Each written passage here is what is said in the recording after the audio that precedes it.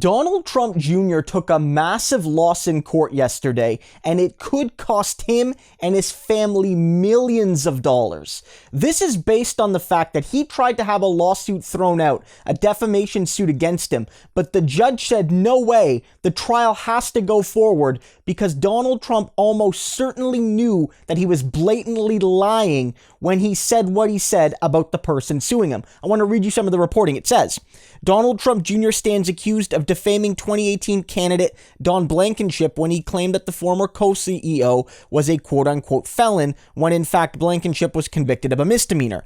Trump Jr.'s lawyers sought to have the case dismissed, but U.S. District Court Judge John Copenhaver rejected that Wednesday and said the case could move ahead. The decision was made in large part because Copenhagen believes that Don Jr. may have been aware he was lying. And so, what this says is that Trump and his lawyers are trying to do what they always do, which is to snuff out a case before it can even happen, to use procedures and technicalities to not even allow a trial to go forward, under the idea that if you do that, you can't lose, and two, even if a trial goes forward and you win, even if you win, a lot of dirt can be dug up about you in the process of that victory, and that dirt becomes public record. So if Trump and the Trump kids and the Trump organization get sued and all of this negative stuff comes out about them, even if they don't necessarily lose on the judgment, all of the things said about them in that trial are true,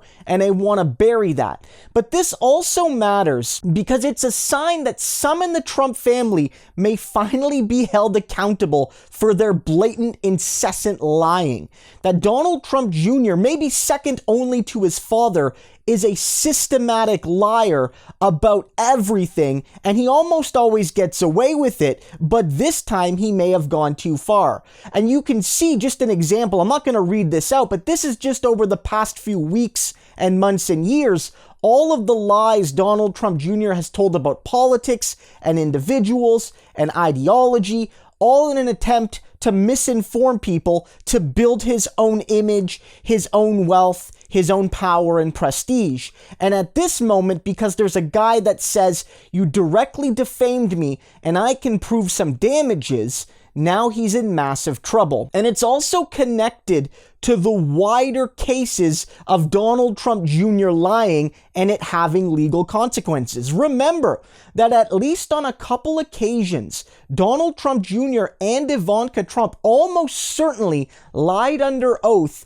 with regard to their role in the Trump family inauguration. When Trump became president, he and his sister played a massive role in that inauguration planning. It turns out that it's almost certainly the case that the Trump family, the Trump organization, profited off of that by forcing Trump hotels and properties to be booked, even though they were above market rate. And apparently the Trump kids, Ivanka and Don Jr., said, we don't know anything about it, when there are video and written records showing that they played a role in that planning and they knew the key players and they knew what was at stake.